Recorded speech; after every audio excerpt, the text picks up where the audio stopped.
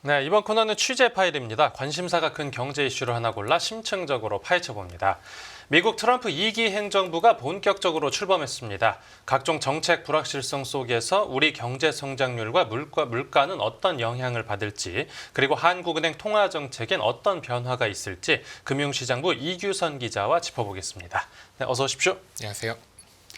네, 일단 지난주 금융통화위원회 회의부터 이제 다시 짚어보자면 한국은행이 금융시장 예상을 깨고 기준금리를 동결했습니다. 네, 말씀하신 대로 한은은 지난주 기준금리를 연 3%로 동결했습니다. 네. 당초 시장에서는 경기 둔화 우려와 함께 3연속 금리 인하를 전망하는 시각이 우세했습니다. 네. 하지만 예상과는 달리 동결 결정이 내려졌죠. 동결의 가장 큰 배경으로는 급등한 환율이 지목이 되고 있습니다. 네네. 지난해 연말만 하더라도, 그러니까 최근까지만 하더라도 환율이 1,400원대 후반까지 치솟으면서 1,500원 선 돌파 가능성까지 거론이 됐잖아요. 지난해 12월에 비상계엄 선포도 있었고 그에 따른 정치적 불안이 원화 가치 하락을 부추겼는데요.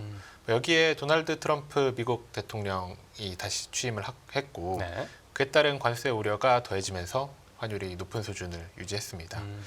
또 하나 변수가 있었던 것이 미국 연준의 금리 인하 속도가 예상보다 더딜 수 있다. 이런 전망이 많았고 네. 이 역시 환율의 상승 요인이었거든요. 그래서 금통위는 신성환 금통위원 한 분이 인하 소수 의견을 냈지만 다른 다수의 위원들은 동결을 지지했습니다. 네, 그러니까 이번 회의에서는 경기 둔화보다는 이 환율 급등을 한국은행이 더 걱정을 했다는 건데, 그런데도 이 성장률 전망치는 또 낮춰 잡았습니다. 네, 그렇습니다. 올해 경기가 생각보다 더 안 좋을 것 같습니다. 네네. 한은은 올해 성장 전망치를 기존 1.9%에서 1.6에서 7%로 하향 조정할 것이라고 밝혔습니다. 네. 이는 지난해 12월 발생한 비상계엄 사태와 항공기 사태로 촉발된 경제 심리 위축의 영향이 반영된 결과입니다. 예. 한은은 올해 성장률이 소비를 중심으로 한 0.2%포인트 낮아질 것으로 추정을 했는데요. 이 추정 역시도 정치 불확실성이 올해 1분기까지는 지속이 되다가 2분기부터는 해소될 것을 전제로 했습니다. 네. 내일 지난해 4분기 성장률이 발표가 되는데요. 예. 한은은 당초 0.5% 성장을 예상했습니다. 전분기 대비. 네. 그런데 아까 제가 말씀드린 여러 그 사태로 인해서 0.2% 정도로 떨어질 가능성이 있다고 언급을 하기도 했고요. 네네. 작년 4분기 성장률이 이렇게 하향 조정이 되면 네. 작년 연간 성장률도 기존 전망치 2.2%를 하회하는 2.0이나 2.1% 정도를 기록할 것으로 예상이 됩니다. 네네. 이창용 총재는 이러한 전망이 비단 우리의 정치적 요인뿐만 아니라 도널드 트럼프 신정부의 경제정책 전개 방향 같은 대외 여인에도 크게 영향을 받을 것이라고 보고 있습니다. 네, 일단 기준금리로는 그럼 환율을 잡고 네. 그 대신에 경기는 그 자체적인 부양책으로 띄워보겠다 이런 보관이네요. 네, 그렇습니다. 한은은 이번에 금융중개 지원 대출을 5조 원 확대했습니다. 네네. 줄여서 금중대라고 부르는데요. 은행의 중소기업 대출을 지원하는 제도입니다. 네. 기준금리는 3%지만 금중대 금리는 1.5%입니다. 그러니까 취약계층에는 1.5% 수준의 기준금리로 대출을 취급해주겠다 이런 의미거든요. 네. 지방의 저신용 중소기업하고 자영업자들이 주요 대상입니다. 예. 그런데 이번 금중대 지원 결정이 약간 특별한 점이 있습니다. 보통 금중대 안건은 이틀 전에 미리 상정이 되는데요. 이번 금중대는 네. 현장에서 발의했다고 합니다. 금리를 동결하지만 경기 대응 필요성이 있으니까 황건일 금통위원이 회의 중에 제안을 했고 전원이 찬성한 것으로 전해졌습니다. 한은은 이 조치로 기업들의 이자 부담이 약 900억 원 정도 줄어들 것으로 예상하고 있는데요. 네. 이창용 총재는 이 정도면 기준금리를 한 3bp 정도 내린 것과 비슷한 효과라고 설명했습니다. 네. 환율이 높은 상황이라 금리는 못 내렸지만 다른 방식으로나마 경기를 부양해 보겠다는 의미로 해석이 됩니다. 네, 그렇군요. 그런데 이렇게 자체적인 노력도 중요한데 이게 정부의 재정 확대 정책이 필요하다라고 이제 한국은행이 목소리를 냈습니다. 네, 그렇습니다. 이창용 총재는 통화 정책만 가지고 경기를 부양해야 한다든지 아니면 통화 정책의 모든 부담을 넘기는 것은 바람직하지 않다고 말했는데요. 통화 정책 외에도 추가 경정 예산 편성을 통한 경기 부양이 필요한 시점이라고 말했습니다. 구체적으로 말씀드리면 네. 외부 요인으로 둔화하는 성장률, 그러니까 뭐 계엄이라든지 항공기 사태 이런 것으로 둔화하는 성장률을 보완하는 규모로 추경을 편성하는 것이 바람직하다고 말했는데요. 예. 그러니까 성장률이 예상보다 0.2%포인트 정도 떨어질 것으로 봤는데 네. 이를 보완하기 위한 15조에서 20조 원 정도의 추경 규모가 적절하다고 말했습니다. 하느니 이렇게 추경 규모를 구체적으로 언급한 것은 다소 이례적입니다. 네. 또한 추경의 시기에 대해서도 말을 했는데요. 가급적 빨랐으면 한다고 강조했습니다. 예. 왜냐하면 추경 발표가 늦어지면 전망 기관은 그 추경을 전망에 반영하기가 어렵겠죠. 그러면 경제 주체들의 심리에도 악영향을 줄 것이니까 할 거면 빨리 하자 이런 태도를 견지하고 있습니다. 네. 또 추경 편성까지도 언급을 했는데요.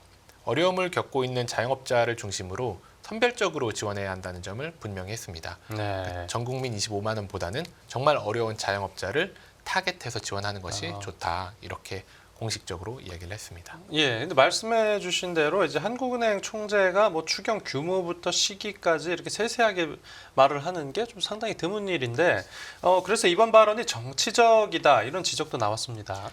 네, 그렇습니다. 사실 전 국민 25만 원 공약은 제1야당 대표인 이재명 대표의 핵심 공약이기도 하죠. 네. 그런데 이 총재는 이런 발언이 정치적인 발언이 아니고 매우 경제적인 메시지라고 강조하고 있습니다. 예. 정치적 상황이 경제에 미치는 영향이 굉장히 크기 때문에 경제를 안정시키기 위해서는 이런 발언이 필요하다는 말입니다. 총재는 올해 신년사에서 최성목 대통령 권한대행 겸 부총리에 대한 엄호 발언으로 논란이 된 적도 있었는데요. 네. 최 권한대행이 야당과 여당의 비판에도 헌법재판관을 2명을 임명을 했죠. 그때 이 총재는 이렇게 얘기했습니다.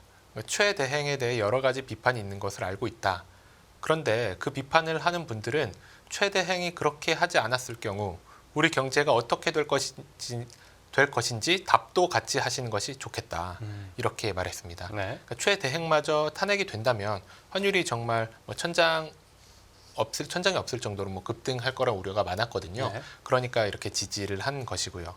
해당 발언에 대해서 정치적 중립 의무를 저버렸다는 비판도 있었긴 했습니다.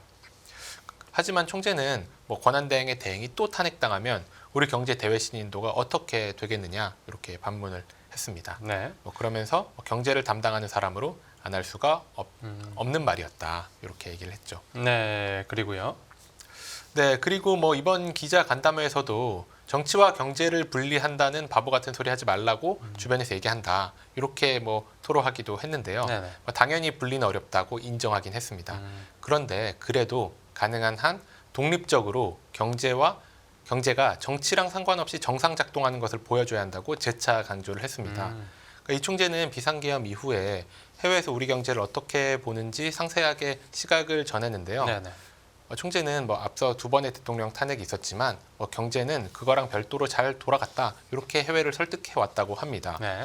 그런데 대통령에 이어 국무총리마저 탄핵을 당하고 이거는 유례가 없는 일이었죠. 그리고 또 대행의 대행까지 탄핵 위기에 처한 상황을 보면서 해외에서는 정말 경제가 정치랑 분리돼서 갈 수가 있냐 이런 의구심이 많았다고 얘기했습니다. 네.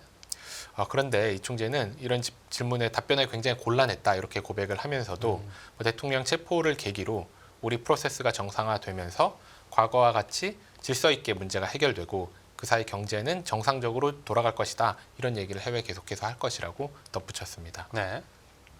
네, 국제 신용평가사 경고대로 이제 국가 신용 등급이 떨어지기 전에 미리미리 예방하자 이런 거겠죠. 그렇습니다. 그런데 이번 금리 결정에서는 그러면 한국은행이 원하는 대로 효과가 좀 나타나겠습니까? 일단 단기적으로는 환율이 안정이 되고 있습니다. 네네. 오늘 환율이 1,430원까지 터치를 했거든요. 지난해 말에 고점이 1,480원대 중반임을 고려하면 고점 대비로는 50원 넘게 떨어졌다고 볼 수가 있겠죠. 네. 그런 측면은 긍정적이라고 볼 수가 있습니다.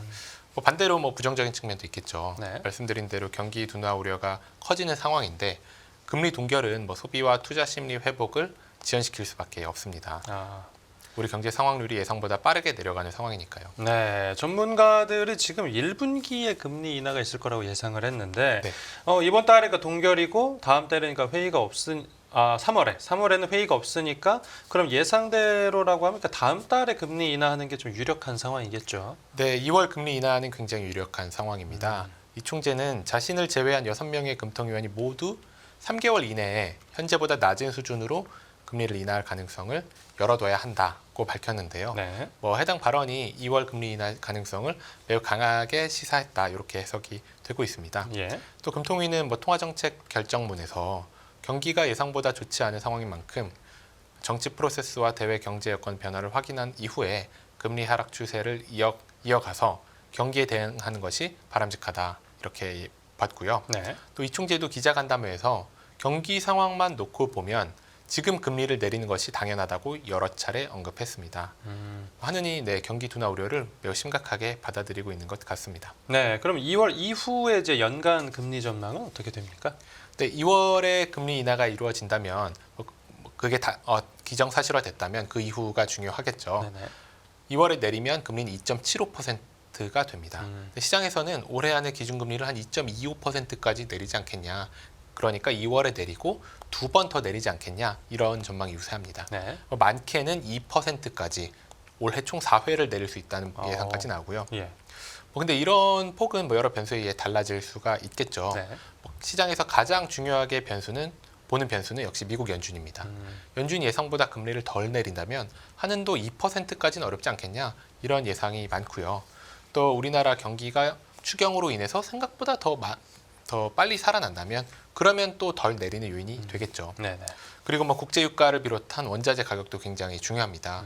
사실 최근 한 달 동안 유가가 굉장히 많이 올랐거든요. 네. 어제 오늘은 다소 진정되고 있긴 하지만 이렇게 유가가 빠르게 오르게 된다면 한은이 또 금리를 팍팍 내리기는 어려운 상황이 될 겁니다. 네, 또 최근에 이제 미국에서 트럼프 2기 행정부가 출범했다라는 것도 이제 당연히 한국은행 통화 정책의 큰 변수가 되겠죠. 네, 그렇습니다. 특히 관세가 굉장히 중요한데요. 네네. 우리나라가 지난해랑 올해 수출이 굉장히 선방을 하면서 경제 성장률이 그래도 예상보다는 좋았다 이런 평가가 나왔는데 네. 관세가 높아지게 된다면 수출이 부진할 수밖에 없습니다.